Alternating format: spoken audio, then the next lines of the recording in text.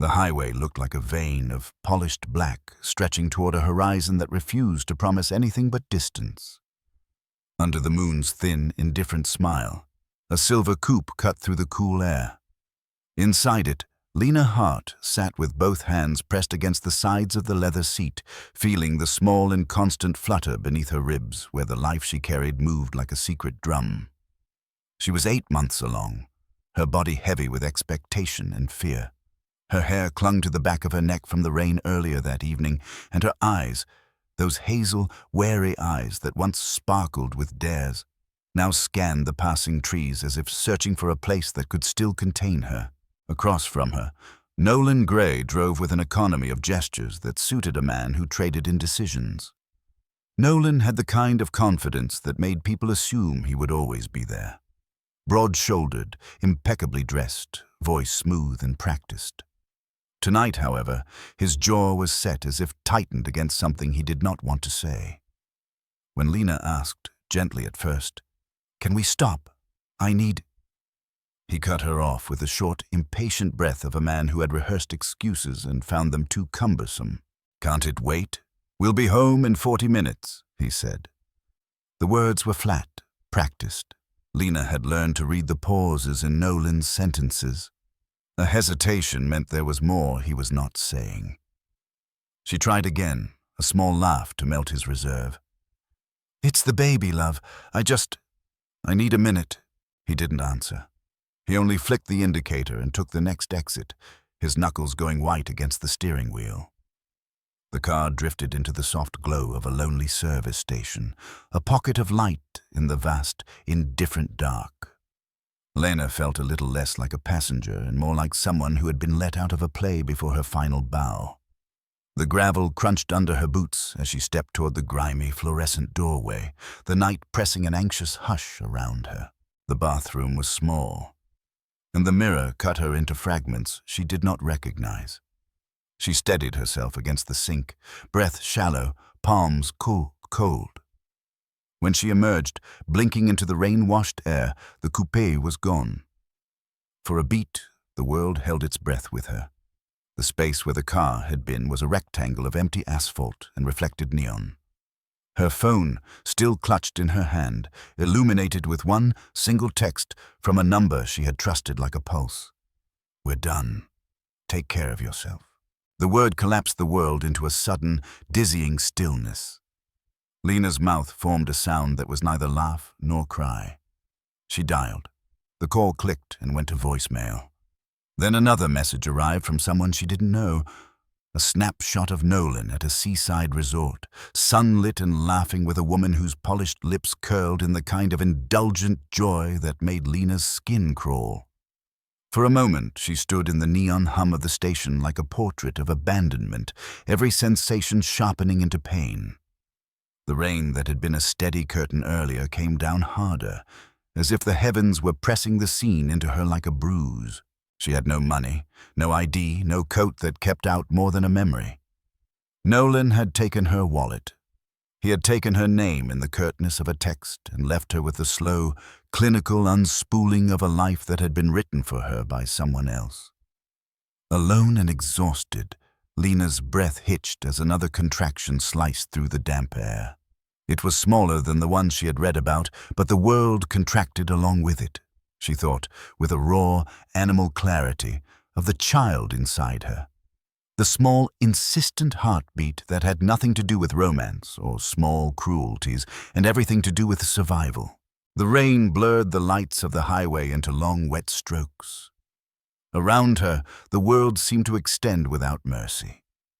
Each step away from the station felt like moving through water, like carrying stones in a pocket.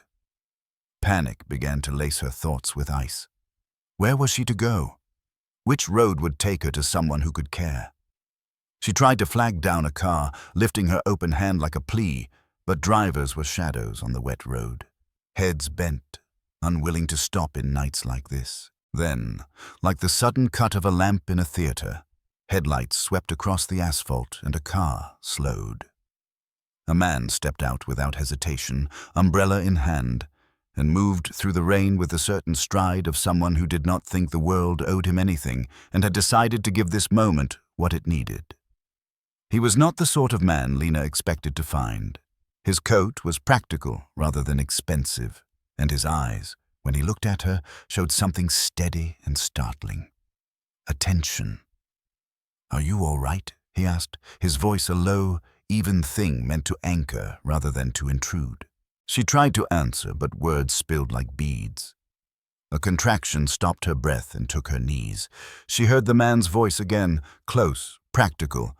"Hold on, I'll get you out of the rain." Strong arms framed around her waist. For the first time in hours, someone's presence felt like a hand along the frayed edge of a rope. As she was lifted into warmth, Lena's thoughts skittered between gratitude and suspicion, between needing and not trusting. He eased her into the passenger seat, his movements deliberate. "My name's Gabriel Miles," he said. "You're going to be okay. I'm a physician. I was on my way home." The rain earmarked itself on the windshield as if to punctuate his honesty. Lena's mind, fogged by fear and fatigue, registered the word physician and breathed a tiny, incredulous relief. He didn't ask her why she was left. He didn't offer cheap consolations. He drove without idle chatter, hands steady, guiding her toward the hospital lights that bled like distant stars. Lena felt the baby move and thought absurdly that the tiny body inside her knew what trust was in a better way than the men outside the car had remembered. She clung to that small proof, to the knowledge that some strangers still carried the dignity of being human. When the hospital doors slid open and fluorescent light washed over them, Lena felt the first thin thread of safety. A night that had begun with a car disappearing into the dark had steered her toward a man with a kind, pragmatic voice who had decided, without applause, without witness, to be the answer to a sentence she had not finished writing. The resuscitation of ordinary life can begin in the strangest of places: a white-tiled hallway, the steady beeping of monitors, a chair that folds the tired into itself. Lena woke to antiseptic and hums, her world assembled around the shape of a hospital bed and the memory of rain.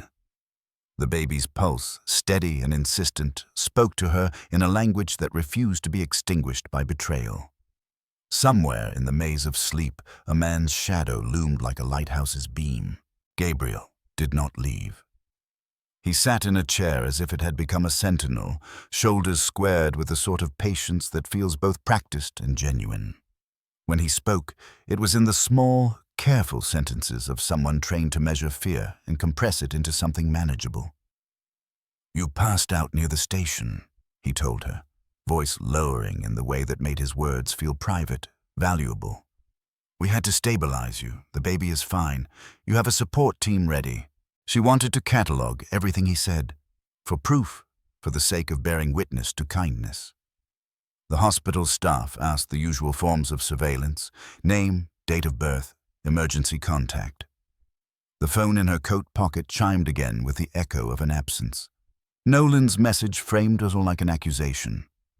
"We're done," it read, banal and devastating. There was no carefully scripted explanation for the way bones in her chest shifted under the weight of that short sentence. A man who had been partner, provider, the architect of a home, had decided the scaffolding could be left for someone else. But the world is not a single story. In the days that followed, as Lena recovered, a quiet counter-narrative stitched itself together around her. Gabriel visited with the unflashy regularity of rain. Not daily like a headline, but persistently enough to be trusted. He brought practical things at first: blankets that fit her shoulders, loose clothing that didn't pinch at her abdomen, a thermos of tea that steamed with a scent unlike the disinfectant-scented air of the hospital. He spoke sparingly about himself. A fact that he worked as an ER physician at the downtown hospital was offered like a tool, useful not for establishing his significance but for enabling him to care. She told him little. She had been schooled in the art of silence by a marriage that rewarded compliance. Speaking loudly had been like throwing stones through glass. Yet, in telling the smallest truths, she discovered a freedom that felt dangerous. She could say that she'd been left, that the photograph Nolan was sent a ridiculous indictment, that there was a hollow of fear that dug deeper with each passing hour. His face would darken with a quiet fury, not for the spectacle of her betrayal, but for the injustice of it. He did not perform a monologue of anger on her behalf. Instead, he offered practical kindness and an unglamorous listening that slowly unknotted the tense muscles in her chest. The internet, however, had urgency of its own. What began as a shaky, grainy clip of a coupe driving away became a storm. Lena watched, one evening from a small window that made the world look distant and unreal, as her name, soon attached to Nicholas Gray's scandal, rippled through public discourse. Strangers wrote the chapters of her life into satires and exclamations. A chorus of outrage rose, not to console her, but to punish him. Abandoned pregnant wife. The words were a legal brief of shame. The news amplified the moment until the ripple crashed. Nolan's empire, built on boardroom charm and investors' trust, began to show hairline fractures. Stockholders murmured, partners withheld calls. Headlines do not repair sleeping places, but they can keep certain truths from slipping into the dark unnoticed. Lena felt strangely unmoored by the public spectacle of private violence. She did not want for sympathy, not entirely. People lined up with opinions like a new set of towels to be used and then tossed aside. But what surprised her, in a way that felt almost indecent, was how little she wanted vengeance. She wanted a place to rest where her limbs could be hers again. She wanted someone who would speak to her child and not treat the baby like collateral. She wanted the steady cadence of being shielded and not defined by someone else's choices. Gabriel offered steadiness in small declarations. He connected her with a midwife he trusted, stayed through a prenatal appointment to make sure she was seen not as an anecdote, but as a patient. He turned up at the clinic like a quiet ally, never theatrical, always present. His hands, when they brushed hers, were warm and sure. When he read reports, his brow creased with practical concern rather than curiosity. There was gentle astonishment in seeing a stranger's constancy. It was not solving everything, but it created a space where Lena could rebuild the grammar of trust. At night, as contractions became more frequent and the world outside continued to squall with its sharp public judgments, Lena sometimes whispered to the baby the first sentences of a life she intended to write. "You will have a roof made from honest labor. You will not be taught to apologize for being loved. You will belong to yourself first." The words felt like a promise made in small currency, not dramatic, but true. These were the sentences she would take into labor with her, the small scripts that would guide her hands when they met the new, damp skin of a child who had no part in Nolan's cowardice. Gabriel was there when the first real pain sliced through her like a word becoming a sentence. He did not intrude upon the intimate terror. He simply turned the clinical world into a soft, navigable map. In the cadence of breathing, in counting the seconds between waves of pain, Lena felt the architecture of her life shift. There was fear, glorious, terrifying fear, but underneath it, there was also a feeling she had not cultivated in years. A growing conviction that being rescued did not make her weak and that she could accept help without expecting payment. The rain that had felt like accusation the night she was abandoned softened into a memory. When the contractions sharpened and the minutes tightened into a meticulous rhythm, Lena breathed with the animal clarity of someone whose focus had narrowed to the immediate task of drawing a life into the world. Gabriel's hand, steady and reassuring on her forehead, guided her through the long, bright tunnel of pain and hope. Recovery is not a single event, but a series of small reconciliations. Lena left the hospital with a folder of papers and a new exhaustion that sat just beneath the surface of her skin. She had expected to be shepherded into charity, into a shelter maybe, or into the temporary anonymity of a motel room. Instead, Gabriel, quietly insistent, unafraid of failing at the basics, offered her a different kind of refuge. His home, modest and warm, lined with books and soft throws, smelling faintly of roasted coffee and antiseptic lingering from the hospital's corridor. "Stay until you're ready," he said, and left the sentence suspended like an open door. His kindness was not the jewel-laden sweeping sort that shows up once and vanishes. It was a daily kind of fidelity. He made tea without asking how many spoons of sugar she wanted. He placed the cup near her hand, as if assuming she would need it. He straightened cushions, lent his jacket when the autumn wind bit through her clothes, learned the exact minute she would rinse with cold water before returning to bed. To the world, he was simply a physician who had stopped to help in a storm. To Lena, he became an atlas, mapping small ways to move through days without being dragged by the past. The town where Gabriel lived was neither anonymity nor spectacle. Its streets curved along the river like careful sentences. There was a cafe with a woman who made pastry like forgiveness, and a midwife who knew the language of new mothers without turning it into a lecture.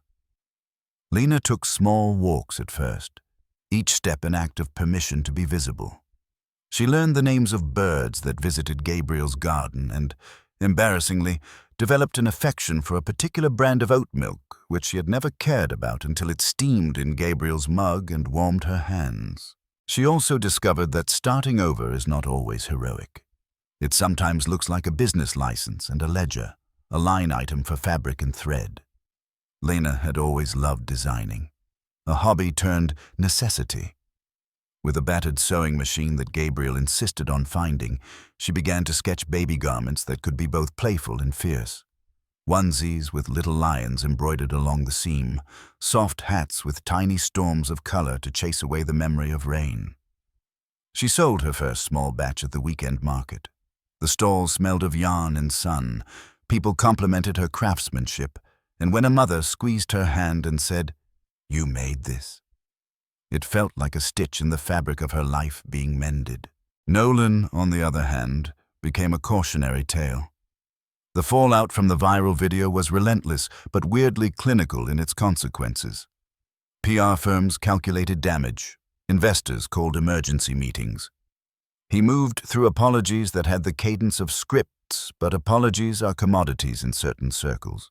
When a person has traded on reputation, the currency of contrition is not at once redeeming. The press consumed his decline with the same hunger that had earlier consumed his ascendancy. In the quiet of her shop, Lena would hear news updates and feel no triumph, only a kind of disengaged justice. She had not engineered his downfall. She had simply refused to be small. As Lena's belly swelled toward the final weeks, Gabriel's presence softened from the urgency of rescue to the patience of a companion who could see beyond immediate needs. He drove her to appointments as if his schedule had been willingly rearranged. He brought her laughter in unexpected places, a film on a rainy night that made her laugh despite herself, and a playlist of songs he claimed to have found on a walk when the maple leaves had been particularly eloquent. With him, ordinary things regained an edge of wonder. Grocery aisles were less like traps and more like possibilities. Their friendship took root in the soil of quiet trust. Gabriel never pressured Lena to explain every corner of her life, but he did ask questions that allowed her to choose how to be seen. "What do you want to name the collection?" he asked once as she pulled out a stack of tiny shirts and sketched animals. "Not now," she said, but she felt the idea settle like a seed. He learned her rhythms. When she needed silence, he would bring practical things, new spool of thread, a packet of buttons that matched a palette she adored. When she wanted company, he would sit nearby and not fill the air with platitudes. There were small tests. Old acquaintances attempted to re-enter with the awkwardness of returnees looking for the easiest seat. Relationships that had been convenient fell away like brittle leaves. Lena learned to navigate affection and to distinguish between the kind that asked for reciprocity and the kind that simply wanted to bask in convenience. Gabriel's kindness never demanded an exchange, but it did not tolerate being taken for granted. He had limits and boundaries that made his care sustainable rather than devouring. The baby's kicks became a language all their own. At night, Lena would place her palm over the swelling mound and talk to the small person who lived between breath and skin. "We'll make clothes together," she would whisper. "We'll not be taught to apologize for being here." The words were both manifesto and lullaby. Gabriel would sit on the edge of the bed and listen, the quiet sentinel. Sometimes he would read aloud from books he loved, not romances, but practical, unostentatious volumes about midwifery or sleep training, as if educating both mother and child for the gentle work ahead. In the slow settlement of months, Lena found a rhythm that neither erased the past nor let it anchor her. It was a cadence of small tasks, of designing and sewing, of countable steps forward. The life she had imagined once, seamless, curated by Nolan's taste and his decisions, had been torn. Yet within the torn fabric, she discovered the threads that could be rewoven into something truer. Gabriel's presence, consistent and unflashy, laid the groundwork.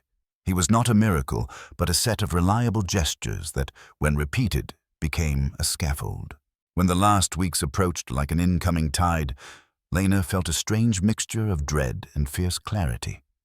Her body would do the ancient work of bringing new life into the world. Her mind would construct the architecture in which that life would be raised.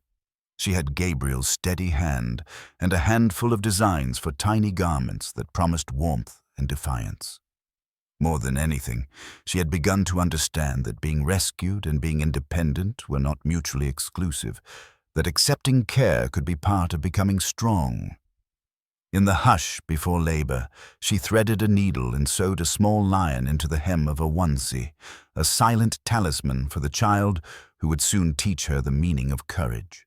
Labor arrived with neither pomp nor warning ceremonies, only a sudden compression of the world into sharp, urgent breaths.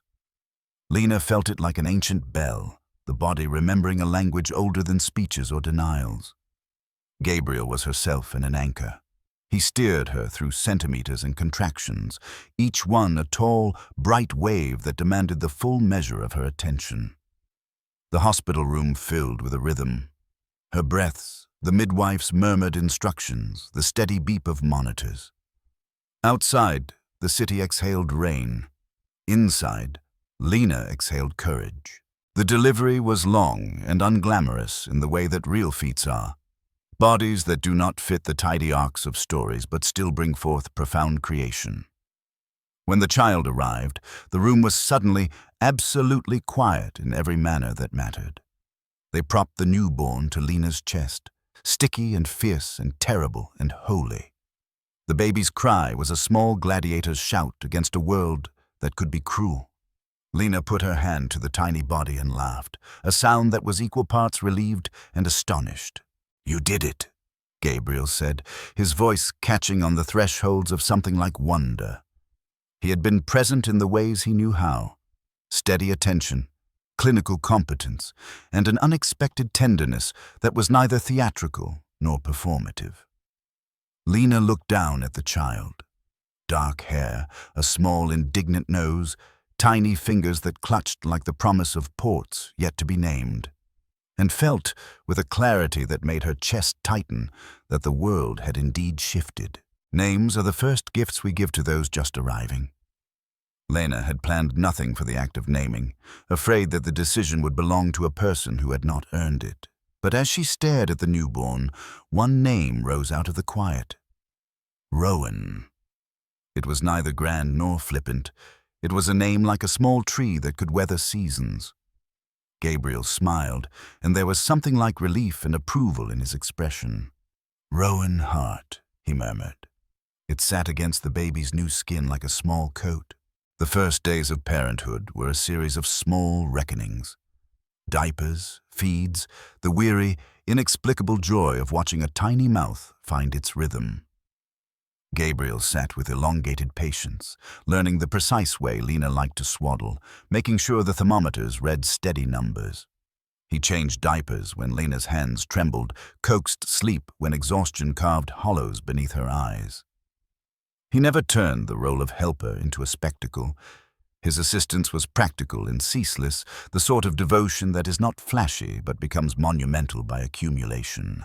Nolan's attempted return was as awkward as a badly timed storm. He arrived at the hospital with the swagger of someone who expected forgiveness to be performative, flanked by a publicist, face carefully contrite.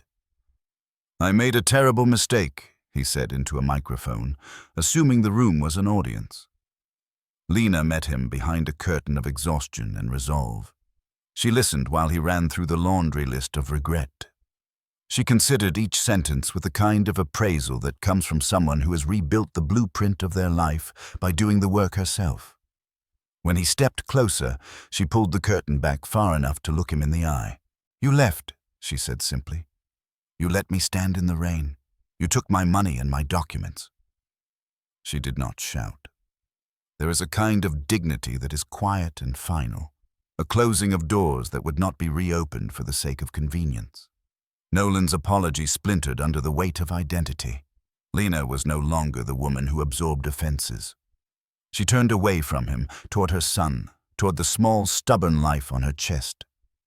Nolan's face crumpled, as if he had expected a different script. Outside the hospital, the media circus roared. Portraits of Nolan faded into the tabloids' merciless thumbnails. A man reduced to caricature by the mechanics of his own choices.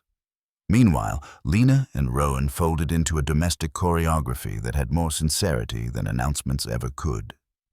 They went home, not to the house that Nolan had curated like a museum exhibit, but to Gabriel's modest two-bedroom with a window that looked out on an apple tree.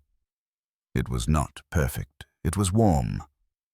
The scent of baking bread soon wove through the rooms as Lena began to stitch a small line of life together by turns of needle and the hum of a sewing machine.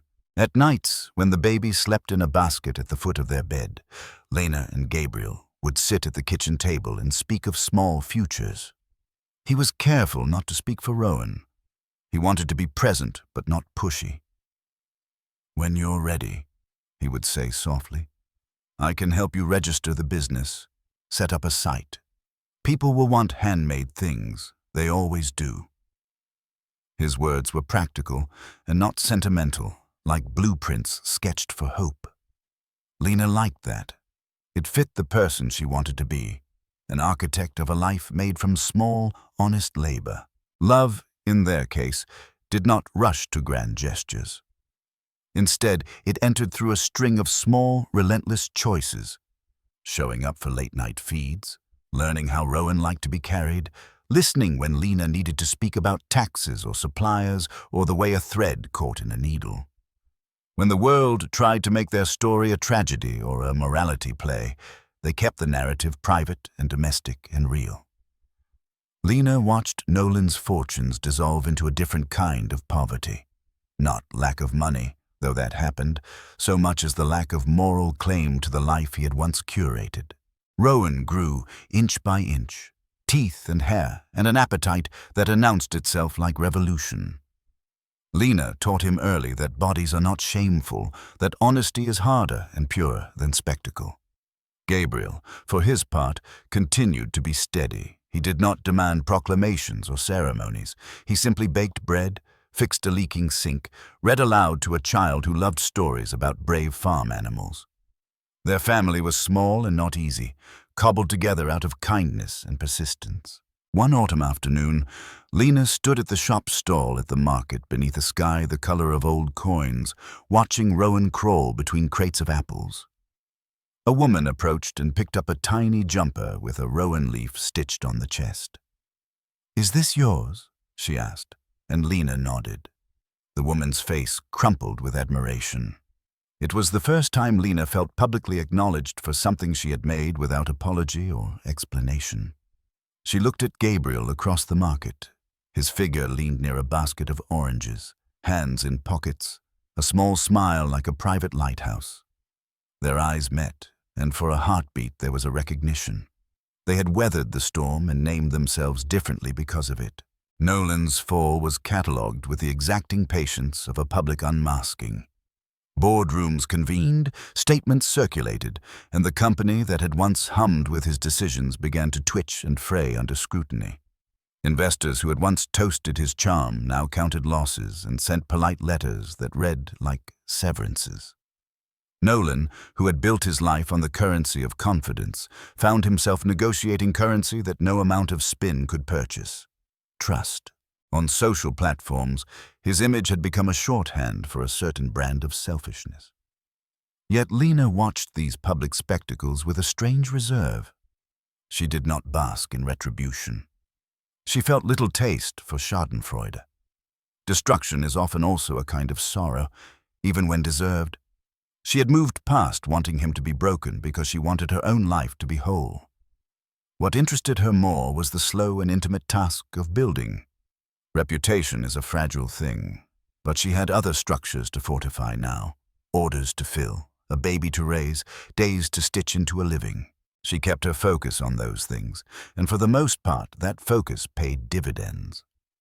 Lena's line of handcrafted children's wear, small, clever designs with a quiet theatricality, grew in reputation the way honest work often does, slowly and aromatic. Mothers loved the texture of her fabrics and the tiny, thoughtful details.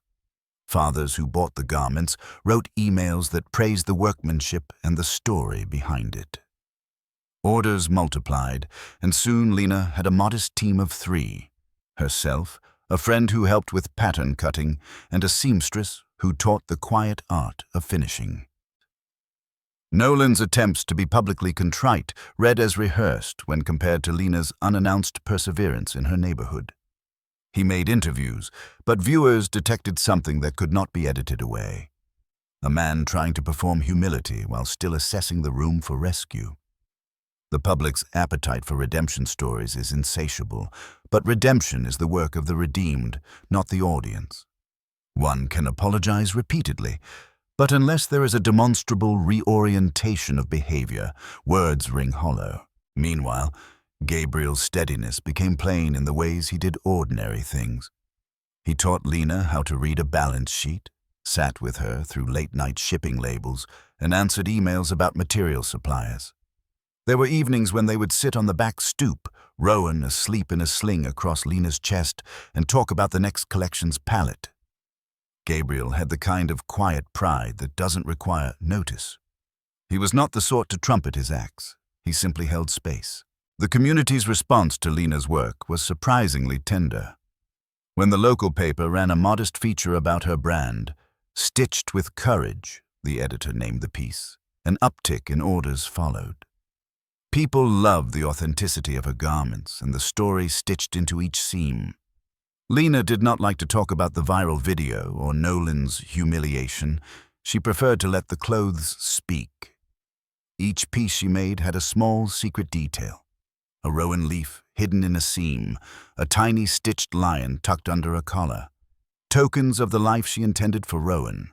Resilient, rooted, brave. There were challenges. Running a small business is less romantic than scenes in movies would have you believe. Inventory management, supplier delays, payroll, these were the things that consumed hours and often frayed patience. Gabriel helped where he could, applying a surgeon's efficiency to spreadsheets and shipping boxes with the mechanical grace of someone who had spent years organizing emergencies. He also fostered a line of customers who appreciated not just the garments, but the ethos. Purchases that supported a mother who had made her child's safety an industry. Nolan, in the meantime, flailed in the public square, in a way that made headlines but did not translate to real repair. He oscillated between attempts at public apology and legal defenses, between declarations of personal growth and murmurings about being misunderstood. The people who had once relied on his charisma found their faith in him shaky when leadership requires more than charm. It requires accountability. The board quietly negotiated his exit. The press covered it with the same intensity it once covered his ascent. For Lena, the spectacle was noise, sometimes useful as background for conversation, sometimes merely a reminder of the old scripts she refused to play. She remained committed to something smaller and more stubborn, the care of a child and the building of a craft that could sustain them both.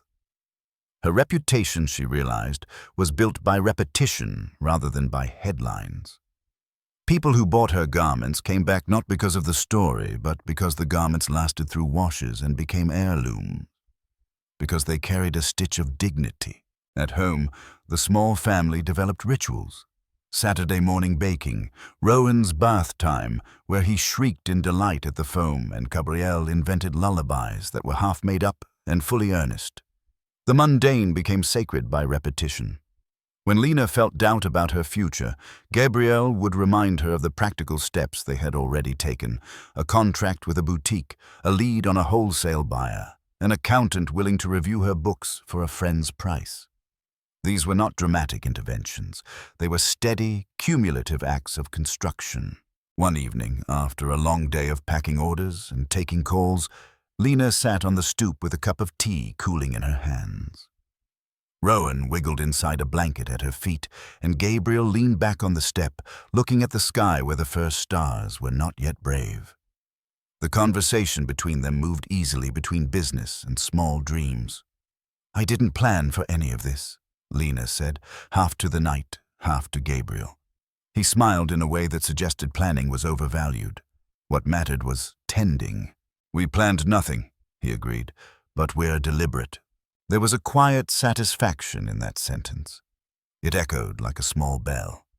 They were making choices, not following scripts. Nolan's story would be written by the press and perhaps by legal histories of a man who had failed to live by the standards he demanded of others. Lena's story, less fit for headlines, was stitched out of thousands of small, necessary acts. In the end, the latter was the life she valued, not because it was easy, but because it belonged to her. Nolan's reappearance at the edge of Lena's domestic sphere was as awkward as a poorly timed rain. He arrived with the look of a man who had been pared down by consequence, suit rumpled, eyes hollowed by public scrutiny and private ruin. The public had watched his slide from opulence to an argument-laced whisper. Lena had watched it with a measured indifference keyed by the labor she had undertaken to rebuild. Still, seeing him at her door, framed by the stoop's light, stirred something old and jagged in her chest. "You don't get to knock on my door as if the past can be undone with a few syllables," she said, before she could soften into the ritual of politeness that once kept her unthreatening. Nolan's expression faltered. His apology smelled of rehearsed lines. "I was selfish," he said. "I lost sight of what mattered. I want to be part of Rowan's life." This was the moment where scripts diverge. For some, a public apology is the first and final note of repentance. For Lena, an apology without evidence is an empty vessel. She remembered, with a sharp clarity, the night he left her beside a neon sign, how rain had found her like salt in an old wound. She also remembered the slow, patient construction of the life she now inhabited, the nights with Rowan, the early mornings stitching garments, the customers whose gratitude felt more like currency of trust than anything Nolan could buy. "You chose to abandon us," Lena said. "You chose the spectacle over presence, Nolan. I am not the baggage you left on the roadside for convenience. Rowan deserves someone who has earned the right to care for him." There was no theatrics in her refusal. It was an edged thing, final and quiet, like closing a window against the wind. Nolan's shoulders slumped. For a moment, he looked like a man who had misread the world's patience. "I can make amends," he said, as if amends were a commodity that could be purchased with time and press releases. "No," Lena replied. "You can't make amends by showing up when it suits you. You can show up by doing the small work. Be consistent. Be accountable. Don't take Rowan to be your public image. Take him because you can care for him without asking for credit." It was a stern line, one that unpacked the hard truth. Forgiveness is not an entitlement to be demanded. If Nolan had wanted to appear in Rowan's life, it would have been his duty to rebuild trust with slow, reliable actions, not to expect an audience. The conversation ended with no dramatic reconciliation. Lena closed the door on a world that had once been neatly curated by another man's choices. In the aftermath, there was no shocked silence from neighbors, no sudden maelstrom. Life continued to be built in the small. Rowan learned, unconsciously at first, and then by repetition, the texture of safety, the way Gabriel hummed while preparing food, how Lena patched a gap in a sweater and turned the repair into an adornment. Gabriel continued to be the kind of man who made room without demanding the spotlight. He supported Lena in practical ways while never insisting on reciprocation or performing heroics. The presence of Gabriel in Lena's life had matured into something that was not merely supportive, but also mutual. There were moments when they argued over tiny things, whether a collar was better buttoned this way or that, and played too like ordinary people who had found a quiet symmetry. He introduced Lena to small delights, a city garden where the soil smelled of history, a bookshop where the owner recommended novels in a voice that made characters bloom. These things were not grand, but they were honest. On the Festival of the Harvest, a small, local celebration, they walked hand in hand with Rowan nestled against Lena's chest in a sling. Gabriel bought her a ceramic mug that matched the colors of her shop logo, and she gifted him a scarf she had knitted during a long shift one winter. Their relationship was not marked by declarations designed for social media. It was marked by the accumulation of deeds, steady presence, shared tasks, the forgiving grace of mundane labor. Nolan's attempts to reinsert himself into the narrative flared and then waned. He made public overtures, some of which the press reported as evidence of a man trying to change. Yet those gestures often felt performative. An interview here, a donation there, actions that could be parsed by column inches and then disappeared. The law of consequence is complicated. Sometimes punishment comes from courts, sometimes it comes from the erosion of goodwill. For Nolan, both played their roles. Meanwhile, Lena's brand grew into a small but sturdy enterprise. She expanded into selling handmade accessories alongside children's wear. She hired a part-time manager to help with orders and bookkeeping. The business was not just a revenue source, it was an expression of a life rerouted. She built routines for Rowan. Baths at 7, stories at 8, a small ritual that taught him that the world could be predictable and tender. One evening, years after that rainy night which had been the pivot of their lives, Lena found herself on a small stage at a local civic hall, giving a short talk about entrepreneurship and the healing power of craft. She spoke plainly about the way small tasks can rearrange a life and how dignity can be stitched through labor. People in the audience left with pamphlets and orders. A few women hugged her in the doorway, with tears and small confessions. She returned to the stoop where Gabriel waited, and they sat beneath a sky that had learned to keep its own counsel. They did not have a fairy tale arc.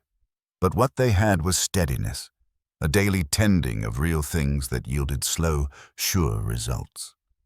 Nolan's comeback had not rewritten the past. It did not need to. Lena had written a new present, and that present was enough. Years soften the edges of trauma in ways that are surprising and sometimes cruel. Memory does not forget, but it learns how to place events in a frame. Useful, instructive, survivable. Lena watched Rowan grow with a kind of reverence that was practical and not sentimental. He learned to tie his shoes, to be gentle with kittens, to announce his preferences in ways that suggested he would grow into a person who both asked for help and could offer it. The shop, once a stall of tentative beginnings, had become a small boutique known not just for craftsmanship, but for a philosophy. Clothes that respected a child's dignity while honoring the hands that made them. Lena hired 2 local apprentices and started a program to teach sewing to young parents returning to work. She partnered with community organizations to donate garments to newborns in shelters. The business had a heartbeat that matched her own. Steady, compassionate, committed. Gabriel and Lena's relationship was not the sort of thing that required proof. They moved through life with the quiet integrity of 2 people who had chosen to be present. Gabriel's work at the hospital had its own tumult, but he balanced it with a commitment to family that was not merely familial but ethical. He took Rowan to the first day of school and watched in the way of someone whose pride did not seek permission to bloom. He read school newsletters and mended a broken bicycle with the kind of patient focus that made the task feel like a ritual. There were rituals they kept. Saturday breakfasts, holiday songs muttered off key in the kitchen, the ritual of choosing a new book on birthdays. Lena's fingers, deft and sure, found time to embroider small talismans into garments. A lion here, a tiny rowan leaf there, pieces of the history they had made and the future they hoped to shape. The children of their neighborhood wore her designs like badges of a quiet solidarity. Nolan's name faded in the way that scandalous objects do. It did not disappear, but it lost the sharp color of the moment. He had found new work in smaller circles and lived with the consequences of diminished trust. He had not, despite attempts, re-entered the private life he had abandoned. The doors that once gave him easy entry remained closed. Such is often the reasonable architecture of justice. Doors close where trust is absent and open only when comportment is steady. Lena sometimes surprised herself with the absence of rancor she felt when his name surfaced in conversation. She had, through necessity and hard work, cultivated other responses. The energy that could have been held hostage by bitterness had instead been channeled into her craft, her family, and the slow expansion of a life that had once been in free fall. There were celebrations, too. Rowan learned to ride a bike one spring, wobbling at first, and then gliding with the wide, disbelieving grin of a child who has discovered momentum. Lena cried quietly into Gabriel's shoulder as Rowan looped the block. The tears were not purely relief. They were gratitude, an acknowledgement of the enormity of the ordinary.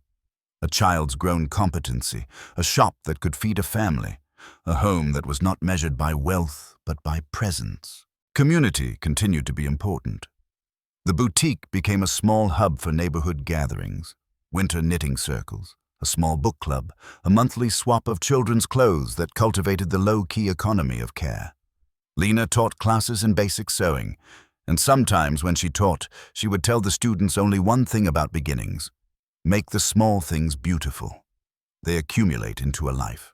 One autumn evening, Gabriel asked Lena to walk with him through the park where they had first confessed cautious hopes. The leaves had turned the color of old letters. Rowan ran ahead with other children, and Lena watched him with that steady quiet that had become her hallmark. When they reached a bench, Gabriel took her hand and looked at her with the sort of simple gravity that once would have felt unfamiliar and now felt like a favorite sentence. "You built this," he said. "You made a life out of the fragments. I only helped glue them together." "No," Lena replied, laughing softly. "You held the glue so I could sew." They sat in companionable silence. There were no grand promises made that evening, just the small conversation of people who had seen the worst and persisted. The city lights blinked on like patient stars as dusk settled. In the years that followed, Lena's boutique expanded into online sales. Rowan became a champion of small kindnesses at school. Gabriel continued to navigate the pressures of the ER with a steadiness that inspired respect. They were not famous, their lives not etched into the memory of an entire populace. They were, instead, the sort of people whose value rippled outward into small communities and then returned as support in times of need. When Lena reflected on the road that had once seemed to promise everything and then abruptly stopped at a deserted gas station, she felt a strange gratitude for the rupture. It had, in its violent way, clarified what mattered: presence, steady labor, the courage to accept help, and the decisiveness to close doors when necessary. She had learned to make a life that did not depend on someone else's promises. On quiet nights, when Rowan slept and the house hummed with the modest contentment of domesticity, Lena would take a piece of fabric and stitch a tiny lion into a hem, not because anyone had asked, but because the act itself was its own prayer. Each loop of thread was a small charter, a testament that beauty, patience, and courage can be made, stitch by stitch, into a life that holds. And so they lived. Not under the bright lights of spectacle, but under the warm, steady glow of a home that had been chosen and built together.